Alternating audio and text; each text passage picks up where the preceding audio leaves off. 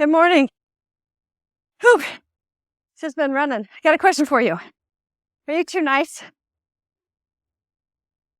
Like, are you the nice person that kind of gets used? People take advantage of you. Take it for granted at the very least. Whew, is that you? Because if it is, today's walk and talk is for you. I'm Ann Ferguson and I do a walk and talk every weekday morning. We talk about all sorts of things that are really important to try to figure out because life sucks at times. Sometimes it's awesome. The things we think are the right way when we were told as little kids, you need to be nice. Maybe there's something that was missing about that. And we don't know what that is because we still are operating under the be nice kind of thing. And at the same time, we don't want to be mean. So these walk and talks sort through all the crap. And they help us so that we are emotionally grounded, stable, and secure. Because what I know is that we adults, we really want to be the stabilizing force in our kids' lives so that we're the person that they come to as a guide when things are confusing. But if we are not stable, not emotionally grounded, not secure in how the world operates, our kids know it. It's like they can smell it. They go to weird places, like they go to the internet, kind of like you are right now. It's kind of funny, right? But they go into places that they get answers that aren't the right answers and they're not good for them. And the only way to switch that around is for you to become a very grounded, not reactionary, not disconnected, safe place for them to land. So today, that's what we're doing. So let's talk about being nice today. What we're actually going to talk about is the principle of being compassionate. Compassionate is not what you think. Changed everything when I figured out what it was. So I remember some things from my childhood. These are things that you're taught as a kid that you adopt as true because the adults in your world told you these things. And so this is the operations manual, right? You can't say something nice. Don't say it at all. Anybody else have that one? Anybody else? Give me a thumbs up. Can't say something nice. Don't say it at all. You need to be nice to your brother and you need to give him what's important to you. You ever had that? You need to share. Sharing's great. You need to be nice. If nice is attached to sharing, then we cannot overdo that. Go be nice. Go help them. That's what nice is. So, what a lot of us do is we operate under that. I have been caught by this way too many times. Nice, in the context that we're working with it, can be crossing boundary lines. It can be doing for others what they can do for themselves. Nice and enabling are kind of the same things as we grow up. It's not emotional, healthy boundaries. Because guess what? The opposite of nice in my world, maybe yours, is don't be mean. So, what's your version of mean? What does mean look like to you? So, mean looks like seeing someone who is struggling and or suffering and not doing something for them. Like standing by the side. It's kind of like it's like the Good Samaritan story. By the way, I love the Bible. Not dissing on the Bible, but the walking past someone, letting them just be there struggling, that's mean. And if you pass them by the way, we must feel guilt because you were mean. if you had something really, really important to you and you didn't want to share. Because maybe that sibling like breaks things or runs off or does something stupid, right? It's like, I don't want to share. They're going to break it. No, they won't. Be nice. Bam. It's gone. It's broken. And then, well, don't feel bad about this. It's okay. They didn't mean to. Be nice. Just forgive. Don't feel sad or bad about something that you have lost. Like, we're not supposed to have any connection to our possessions. So, that can also mean don't say anything. Because they're going to feel blah, blah, blah if you do. They're going to take it as unkind. Anybody ever on this little podcast or whatever we're doing right here, this walk and talk, have any of you ever spoken something that you needed to share? You did it with absolute kindness, everything you could muster as far as being kind, and somebody took it and says, I can't believe you're so mean. I can't believe you would say that to me. Even though what you said was in the kindest way possible and was actually truth. I want us to switch mean in our heads for just a minute. What's mean is not hearing somebody's perspective. What's mean is not letting someone feel what they feel. Have you ever had it where, like, somebody does something to you and you're upset? And it's like, well, I don't know why you're upset by this. What the crap do you mean? Why am I upset by this? Why shouldn't I be upset by this? This is upsetting.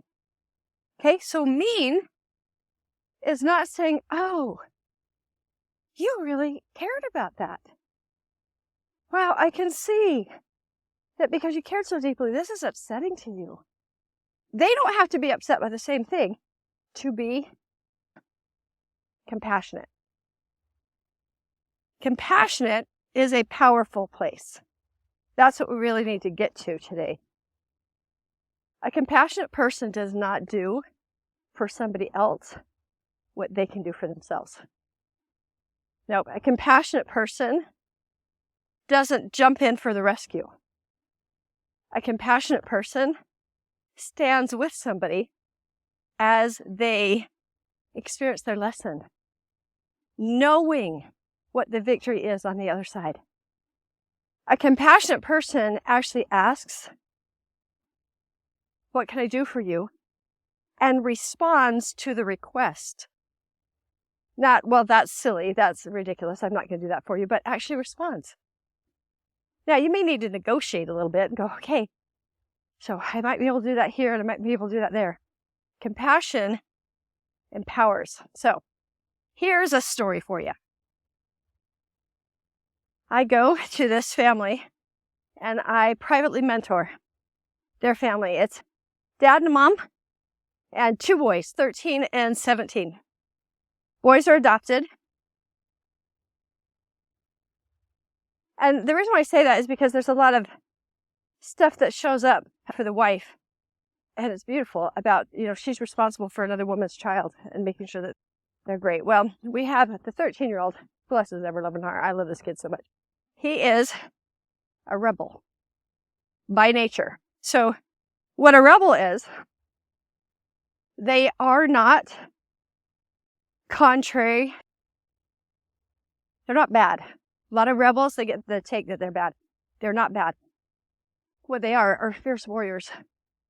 They fought pre-existently for the freedom to choose and the right to be an individual. And they come down here and they do not stop, man. Sometimes it can get really frustrating if you don't know what you're looking at. Well, this little 13-year-old rebel hates to be controlled and always wants choice. Now he's 13. So guess what? Mom's homeschooling him. Get in the car, it's time to go to co-op. He feels controlled. So what does he do? Drag his freaking feet to the point that everybody's screaming and yelling. And now the whole house is buzzing with yuck, and it's Rebel's fault. So it was interesting what happened, because it was not just that, it was church. It was like all sorts of things. And this is one place, if the kid is late, he feels like he's in control, because he really hates doing what everybody wants him to do. And he will never not push against something. It's not his nature. Just like I am a questioner, I will never not question, why does this happen? And how does that happen? Like, you can't take the questioning out of me. Somebody who's an upholder, you cannot take their desire for systems and organization out of them. Like, they need structure, they need systems and organization and ways to do things. And for an obliger, you can't take the desire to lift somebody else up out of them. So that's what's going on with this rebel. I asked him, I said, hey, so if you had a choice, the choice is not whether or not to get in the car. So we got to take that one off the table. You just got to know that's not the choice. But whether or not you're late, that's the choice. Now, here's a fun thing about rebels, guys. When you guilt them, they don't care. In fact, they dig their feet in deeper. So you can't say, look what you're doing to everybody else in the house. He's like, I don't care. I'm not going to conform just because you all are frustrated with me. So guilting does not work, a rebel. So I said, what can we do? What do you need? What would motivate you to get in the car at the right time? And he said, a reward. And immediately his mom goes, okay, you're 13 years old. At some point, you have got to just do things without being rewarded. It's enabling. This is stupid. I shouldn't have to reward you. Guess what she just did, guys? Not compassion. Not compassion. So you know how I just said that a compassion person asks, what do you need? And then steps into it? I helped mom know this. I want you guys to hear this. If you've got any rebels in your world at all. So let's go ADD for just a second, okay?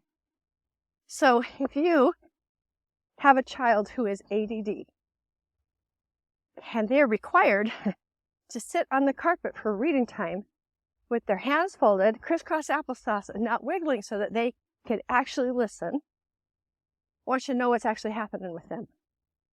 So let's pretend that the effort expended is represented in a track. So a child without ADD or ADHD being able to sit and listen on that rug is like the effort of like running one time around a track. The effort of an ADHD kid to sit there, to not blurt out the ideas that are coming, to not get distracted by what the kid said next to him or what Susie's wearing or the gum that's on the bottom of the shoe, like all of those things, to just pay attention to only one thing when there's so many other things going on in their world. It's like that same ADD kid is running 20 laps worth of effort for the non-ADD kid's one. So I gave that example.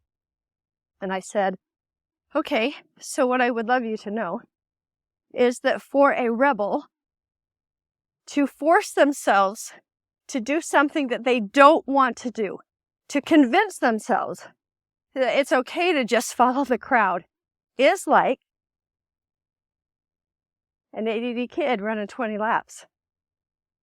Now, for an obliger, no brainer. So easy. You said do this, I'll jump in the car. What time? Maybe I'll be 10 minutes early so that your life is easy. Maybe I will help you pack. That is an obliger tendency. Can't take that out of them. In fact, they'll say yes, yes, yes, yes, yes, to help and help and help and help and help, and won't actually get their own stuff done because they're so busy helping. That's how an obliger shows up, and it's totally okay. It's their strength. So I told these parents, what I need you to understand is if he says he needs a reward, he needs you to see him. It is not easy for a rebel to force themselves to do something that feels contrary to their will. Absolutely cannot. So we set it up. I said, okay, he is always going to need a reward. He is always going to need you to acknowledge that that was big effort to join the group and do what everybody else is doing when what he wants, what he's compelled to do is something completely different. So, 13-year-old, what reward would you like? Oh my gosh, you guys, this was so fascinating because he says, it's not gifts and stuff. He goes, the reward would be playing a board game or a motorcycle with dad in the afternoon. Guys, he just wanted time. Why? Because if he doesn't get stuff done, you're in timeout or you're grounded. So his compulsion to be individual, he's a leader. He is a born leader. That compulsion to be that individual is huge. And then his reward for being a leader is to be grounded. Because what's lacking is compassion. Compassion is having the ability to take perspective of someone else into consideration, even if it's not how you look at things. So for them to consider, he was actually on the negotiation table about getting into the car at the right time. He was on the negotiation table.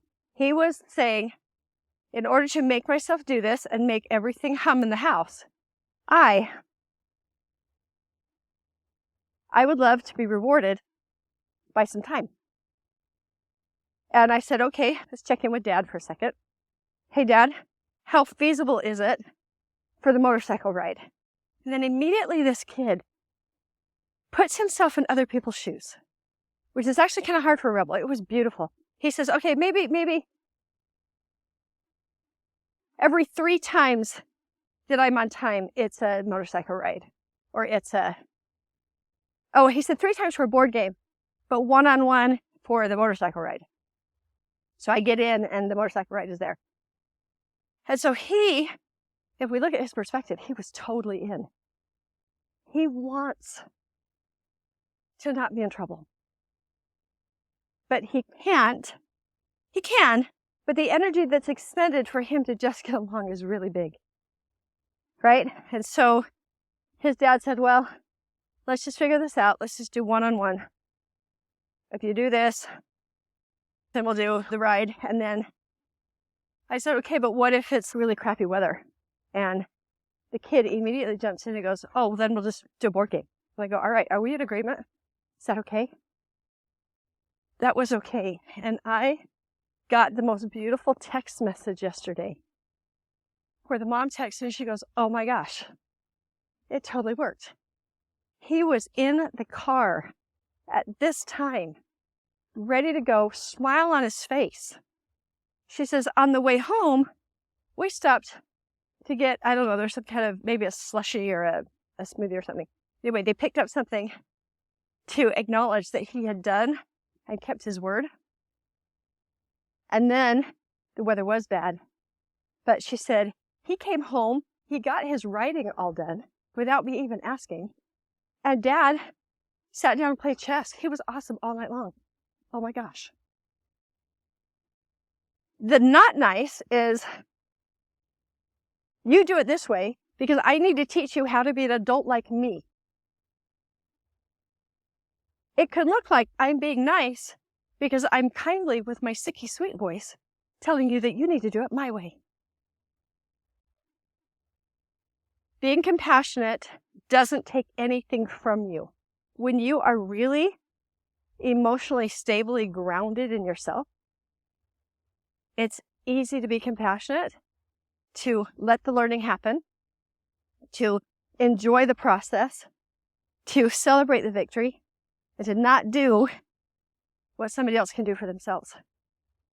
But you've got to be there first. You've got to get that emotional grounding. The reason why Mom was having such a hard time is because her child's behavior was what the measurement was about whether or not she was being a good mom. So she would tell him She would advise him. She would say, you need to do this and this and this so that you are ready. She would, all the cajoling, all the, why? Because she doesn't have anybody telling her what to do. She just does it, and he needs to be able to, what? Be an adult and do what she's actually needing. And I told the parents this, that kid is always going to need to have a reward, and he's going to have to learn how to set up his own reward system. Healthy reward system. Because a lot of rebels, they're the ones that crash, man. They crash and burn. One of the things about a rebel is that a rebel needs identity. And they actually take their identity from what people say. So if you say, you're such an obstinate, ornery, rotten kid. Oh, I'm an ornery, rotten kid, so that's what I'll be. If you want some help with this, it's tricky, right? I've spent years learning it. If you want some help with this, let me know. Step 1 is the Igniting Your Belief class, because what was happening is that her belief was that everybody was going to know when she showed up that she was a bad mom, because her and her kid have no discipline because they're always late to co-op. So it wasn't about helping him. It was actually about her. And so getting you really emotionally unreactive and fully connected in compassion. Man, I'll tell you what, when you can get there, the kids stop going outside to other sources for either their numbing because they're in pain and nobody sees it, or for their knowledge because they can't go to mom because they just make mom feel bad, or they just make dad angry because there's no compassion. So in the Mentor's Creed, this is the last one. Can you imagine saying this with your kid? I will walk with you. I will walk with you in love. My compassion is full. That means I'm fully connected to you, your perspective, still have boundaries. We operate within them in peace. My compassion is full. Our connection is deep. I will walk with you in love, because together we can change the world. I want you to know that is 100% absolutely possible. The reason why the Igniting Your Belief program was written, and the Mentoring at Home, quite honestly, it was the Mentoring at Home course that I wrote that was first. That's because I realized that the parenting model that we have, I'm the parent, you're the child, do what I say and don't question. Obedience is what makes a good person. And your behavior equals whether or not I've done it right. It's archaic. And it's damaging our kids. It's making it so that we're not safe, so they don't come to us with big things. Because if it's anything against what we had told them to do, we have no compassion to stand with them. And so they feel very alone. Suicide prevention, honestly. Depression, anxiety. It starts with mom and dad knowing how to do it. So I started the Mentoring at Home program, and I realized we can't start there. We've got too many moms and dads that are disconnected to their own emotion. They're still trying to obey their parents and obey society and the way that we've been taught that actually isn't connective. Like we're not connecting our hearts. We're supposed to knit our hearts together, but nobody tells us how. So the Igniting Your Belief program brings this beautiful stability and groundedness to mom and dad, so that you are the one they trust to be the guide. It's a live class. It's not an automated course, because I believe that you need me real time, or one of the mentors that teach this class that I've trained. You need the real time moment. This is not a course where you have to read a whole bunch of stuff and you have to prep and it's going to take time out of your day. You are too dang freaking busy for that. Nope. What happens is that you come together as a group and I teach you whatever the mindset thing is for that week. We connect you to God. We connect you deeply to yourself so that you can be connected to others. And each week there is a skill or a tool. So you come into class and we do some check-ins, and then I teach the skill or tool and I go, okay, let's do this week. And then to support you with accountability, we meet on Marco Polo and we talk all week long about what's happening real time. And if there's something I need to balance in and say, okay, you should probably try this, then that's what we do. If I need to do it privately because it's kind of a situation where we don't really need to talk to everybody else, then I just Marco Polo you privately. And if it gets really hairy, we just talk. Like I just pick up the phone and go, you know what?